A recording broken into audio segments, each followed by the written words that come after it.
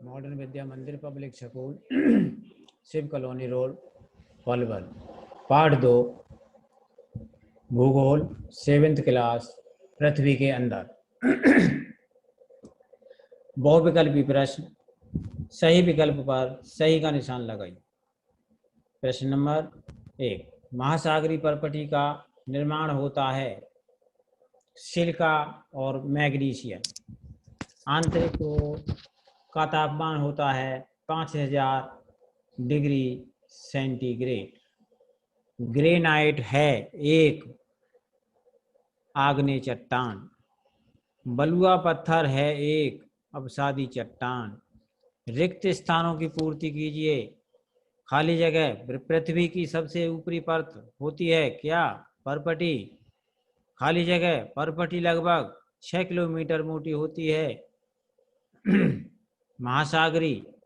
करोड़ का घनत्व खाली जगह से खाली जगह के बीच होता है क्या? 5 सेंटीमीटर से 13 सेंटीमीटर के बीच। आग्नेय या अग्नि शब्द लैटिन भाषा के इग्नेस शब्द से बनता है। अवसादी चट्टानों में जीवाश्म पाए जाते हैं। स्तंभों का मिलान कीजिए। डायोरेट आंतरिक चट्टान, बेसाल्ट बाह्य चट्टान, बलुआ पत्थर, अवसादी चट्टान, संगमरमर, रूपांतरित चट्टान। सत्य या असत्य लिखिए। महासागरीय परपटी महाद्वीपीय परपटी की तुलना में ज़्यादा सघन है। सत्य है। करोड़ की मोटाई 2800 किलोमीटर होती है। असत्य है।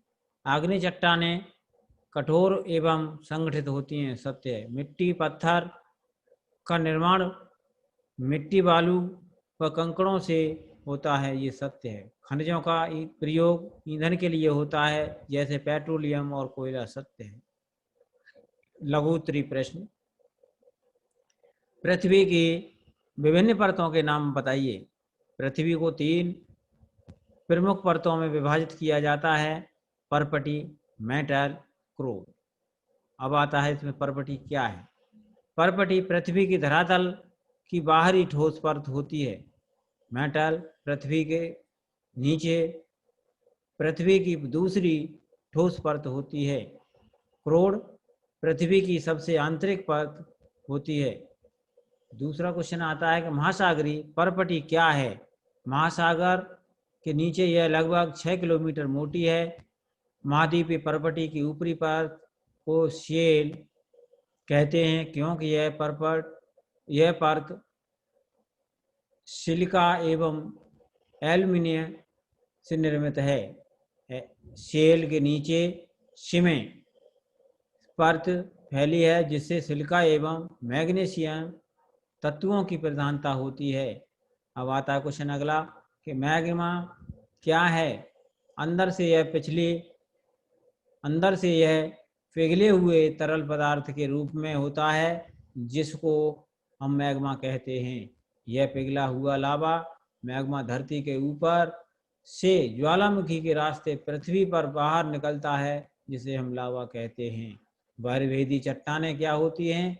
जब आग्नेय शैलें धरातल के ऊपर बनती हैं तब इन्हें बाह्य शैल कहते हैं। यह प्रक्रिया में मैग्ने धरती के धरातल पर पहुंचकर ठंडा होता है तथा वहीं पर ठोस हो जाता है और ये चट्टानें बहिर्वेदी चट्टानें कहलाती हैं। अब अगला क्वेश्चन आता है कि खनिज क्या होते हैं। खनिज वे पदार्थ होते हैं जो प्राकृतिक रूप से चट्टानों में पाए जाते हैं। ये एक प्रकार के ठोस अवयव हैं जो एक निश्चित रासायनिक संगठन से बनते हैं। जिस चट्टानों से कोई भी विशेष खनिज प्राप्त होता है। दीर्घ उत्तरीय प्रश्न। प्रश्न नंबर 1 है कि आग्नेय चट्टानों का निर्माण कैसे होता है। पृथ्वी के आंतरिक भागों से जब ज्वालामुखी क्रिया द्वारा पिघला हुआ मैग्मा धरातल पर या धरातल के नीचे स्थित चट्टानों में प्रवेश करता है तथा वहां ठंडा होकर ठोस रूप धारण कर लेता है तो आग्नेय शैलों का निर्माण होता है। इन शैलों को प्राथमिक शैल भी कहा जाता है क्योंकि सर्वप्रथम इन्हीं शैलों का निर्माण होता है। अवसादी चट्टानों का निर्माण कैसे होता है। चट्टान निरंतर छोटे टुकड़ों में टूटकर बहते हुए जल, हवा या समुद्री लहरों द्वारा अपरदित होने लगती है, जिससे इसे सूक्ष्म अवसाद बनते हैं। यह अवसाद धीरे धीरे परतों में एकत्रित हो जाता है तथा दबाव के कारण इनकी परतें अवसाद में जमने लगती हैं।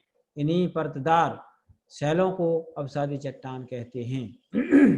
नंबर 3, अवसादी चट्टानों की विशेषताओं को बताइए। अवसादी शैलों की विशेषताएं इस प्रकार हैं।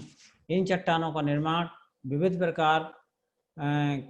प्रकार के चट्टानों से होता है। अवसादी चट्टानें क्षितिजी परतों में पाई जाती है। अवसादी चट्टानें आग्नेय चट्टानों की तुलना में मुलायम होती है। इन चट्टानों का निर्माण जल के नीचे होता है। इन चट्टानों में जलीय जानवरों के मृतावशेष पाए जाते हैं। जीवाश्म ईंधन जैसे कि पेट्रोलियम इन्हीं चट्टानों में से प्राप्त किया जाता है। इसीलिए समुद्र तट पेट्रोलियम प्राप्ति का अच्छा स्रोत है। Thank you.